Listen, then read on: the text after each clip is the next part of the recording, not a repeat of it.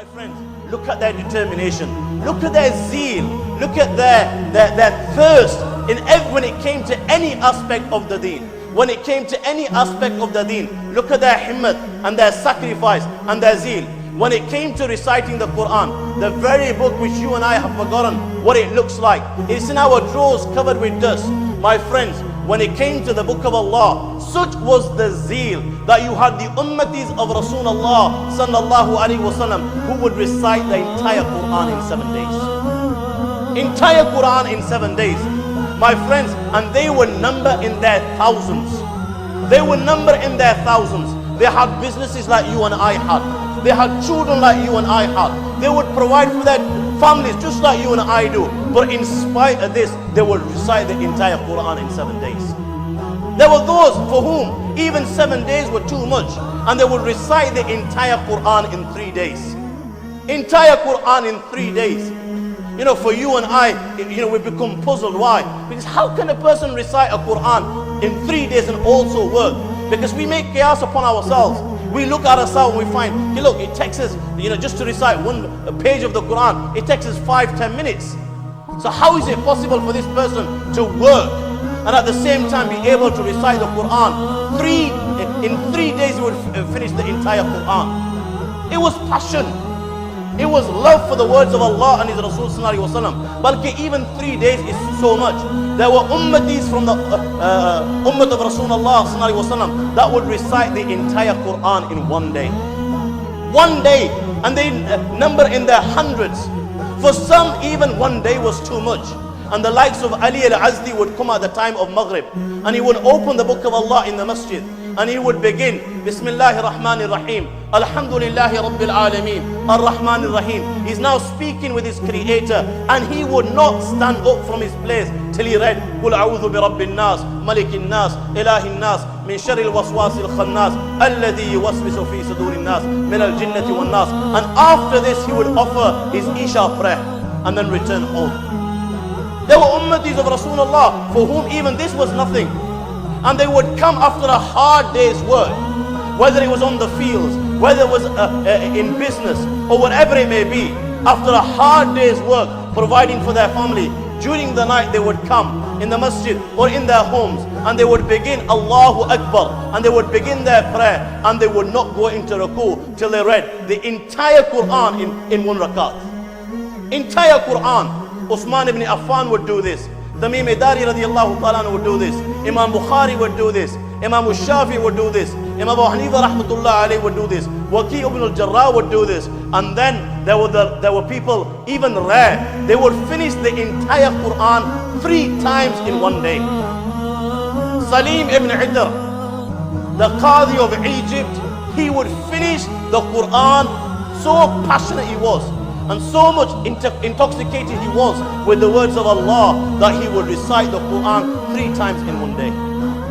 And when they would leave this world, you would see the effect of the Quran on their faces, and you would see the effect and impact the Quran had on their hearts when they left this world. Maulana was saying that the youngster was smiling. When Abu Ja'far al-Qari died, on his heart they saw a circle of light. A circle of light. Every person that was present there, not one had doubt that this was the nur of the Quran. And then this circle of light moved from his heart between his 2 eyes, and this is where it remained. Abu Bakr ibn Ayyash, for 40 years of his life, 40 years of his life, that man recited 1 Quran minimum every day and night. 1 Quran minimum every day and night, Abu Bakr ibn Ayyash. And now the man's on his deathbed. He's on the verge of leaving this world, and his sister's there sitting beside him. And when she saw her brother, now the time has come. The angels will come. After this it will be Munkar and Nakir. Man Rabbuk, Ma Dinuk, Man Hadu Rajul. What will become of my brother?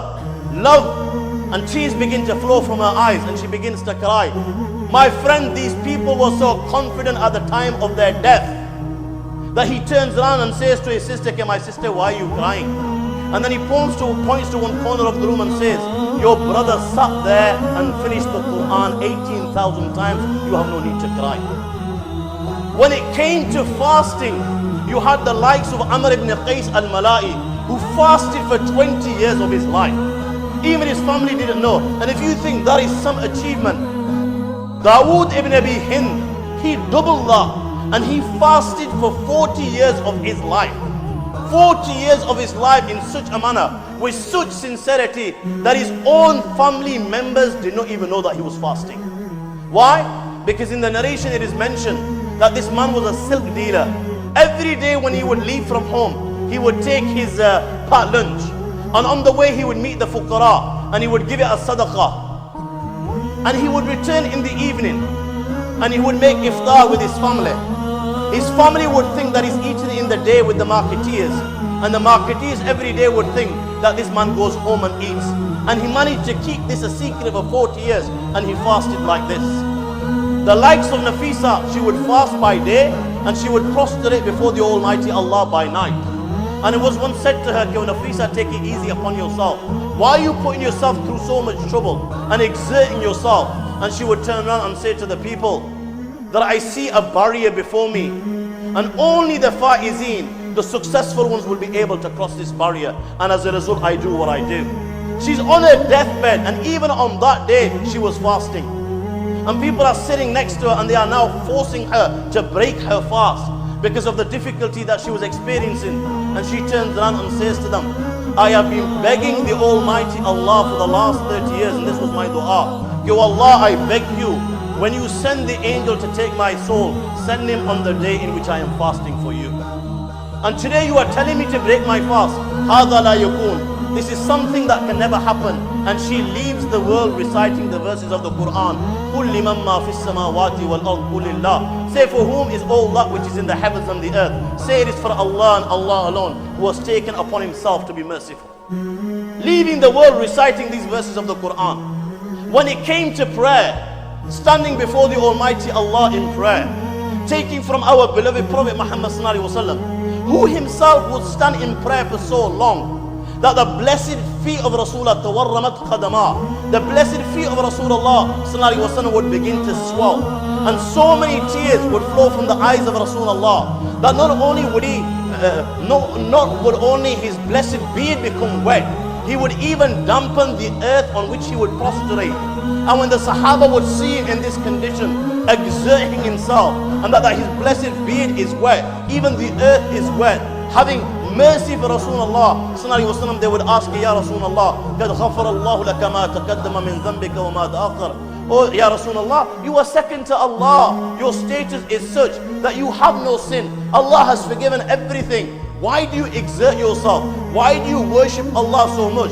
He would turn around and say to his beloved companions, if that is the case, that Allah has honored Muhammad sallallahu alaihi wasallam, that he is second to the Almighty Allah, and Allah has freed his sins, أَفَلَا أَكُونَ أَبْدًا شُكُورًا. Should I not then be a grateful slave and worship Allah even more because of the status that Allah subhanahu wa ta'ala has given me? Taking this from our beloved Prophet Muhammad sallallahu alaihi wasallam, there were ummatis of Rasulullah, the likes of Sa'id ibn al-Musayyib, Sayyid al-Tabi'een. Never mind missing a prayer, my friends. For 50 years of his life, this man did not miss Takbir Ula. 50 years of his life. Not only did he not miss Takbir Ula, for 50 years of his life, he did not see the back of any man in prayer. And the only way you can do that is if you're standing in the first saf. 50 years of his life. Abbad ibn Bashir is standing before the Almighty Allah in prayer. He's keeping on watch on Rasulullah sallallahu alaihi wasallam, and the enemy makes him out. And arrows now begin to pierce his body. And whilst the arrows are piercing his body, and he's bleeding heavily, he keeps on standing before the Almighty Allah. And as the arrows hits him, he takes them out one by one, but he does not break his prayer. And he continues reading as blood is gushing from his blessed body.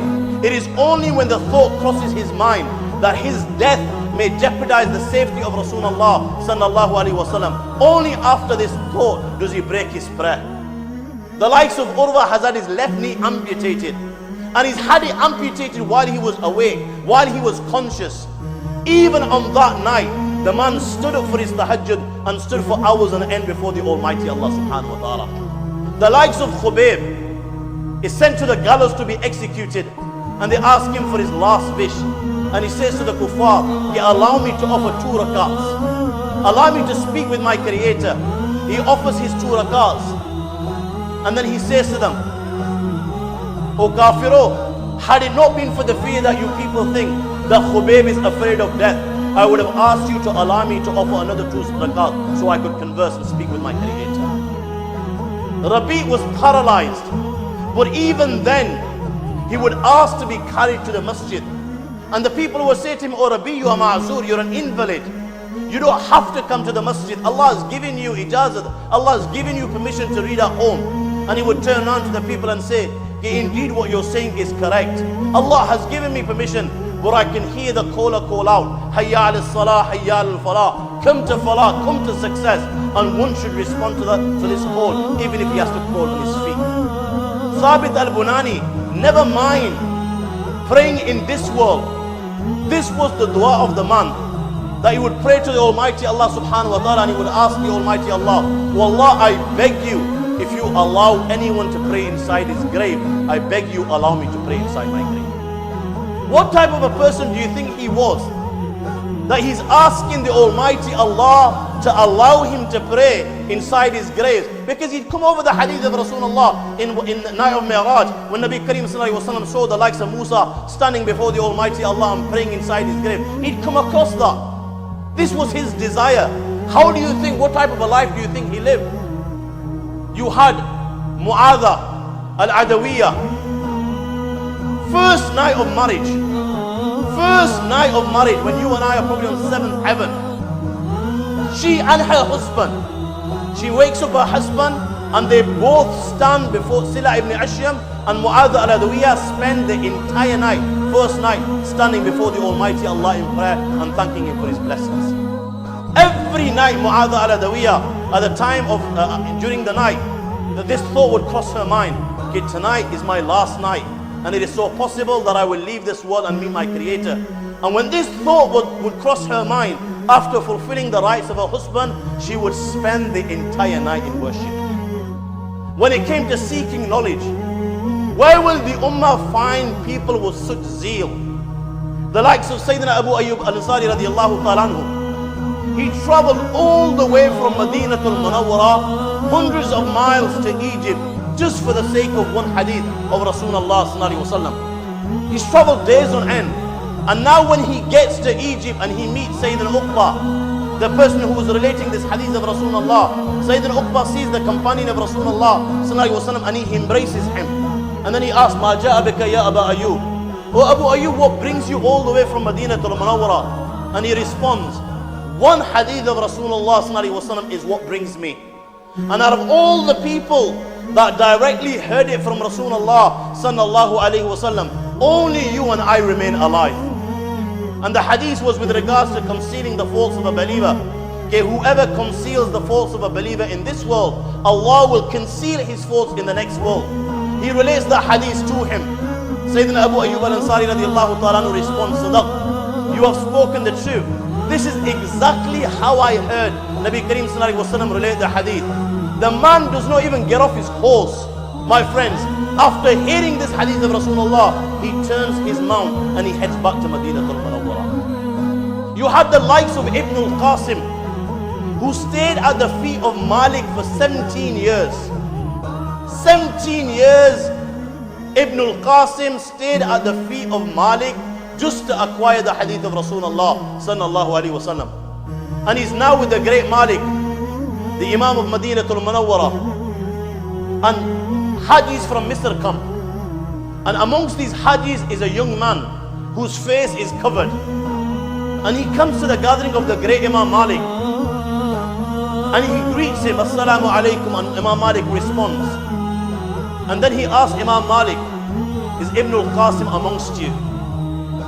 Ibn al-Qasim was pointed out for this young man. In the gathering, this young man then comes and he kisses the forehead of Ibn al-Qasim. Ibn al-Qasim did not even know that this person that was kissing his forehead, this young man, was none other than his own flesh and blood. Why? Because when Ibn al-Qasim left, he left 17 years ago. And he left in such a state that his wife was expecting. This was the first time that he saw his son after 17 years in the gathering of the great Imam Malik. You had the likes of Baqi ibn Makhlad al-Qurtubi, the Spaniard scholar, who remained absent from his house twice. The first time he remained absent was a period of 14 years. And the second time he remained absent was a period of 20 years. In total, he spent 34 years traveling from Spain, and he traveled on foot. And he covered thousands and thousands of miles. He walked from Spain all the way to Hijaz, Saudi Arabia and Iraq. And he spent 34 years acquiring the hadith of Rasulullah sallallahu alaihi wasallam. So much so that on many occasions with regards to him it is mentioned that he had to sell his trousers just so that he could buy paper, and he lived upon cabbage leaves which people would throw away just to sustain himself. If you think that is some achievement, then wait till you hear about the great Hafiz ibn Manda, rahimahullah, Hafizul Hadith. He left his home, my young friends. Many of you here are probably 20 years of age. He left his home for the sake of hadith of Rasulullah sallallahu alaihi wasallam at the age of 20. When do you think the great Hafiz ibn Manda returned home?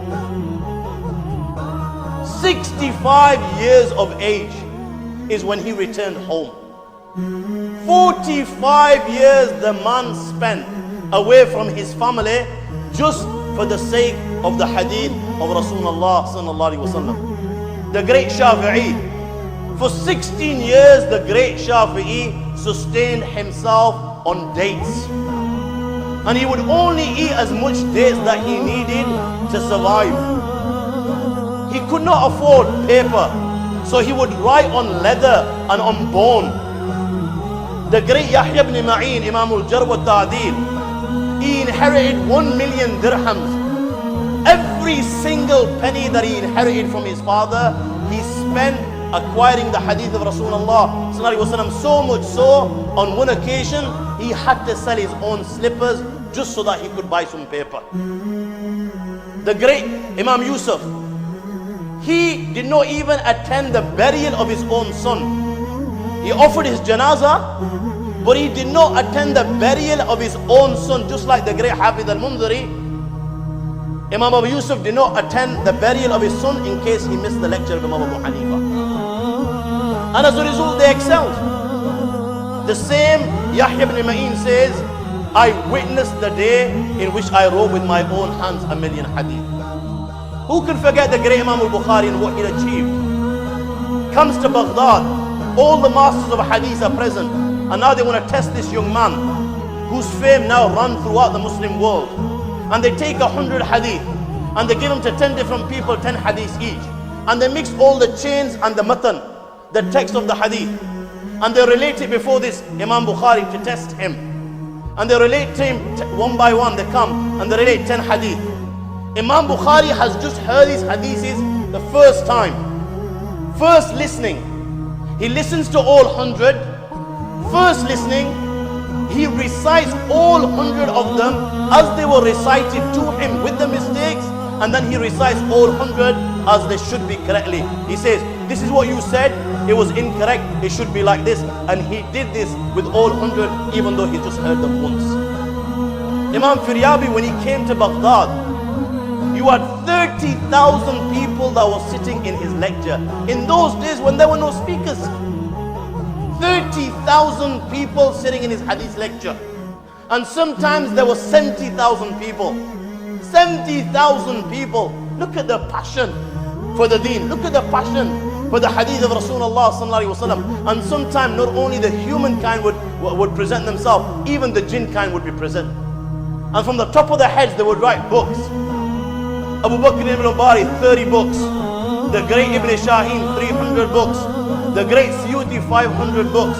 What to say of Dhahabi, Ibn Hajar al-Asqalani, Badruddin al-Aini, Imam Nawawi, and so forth.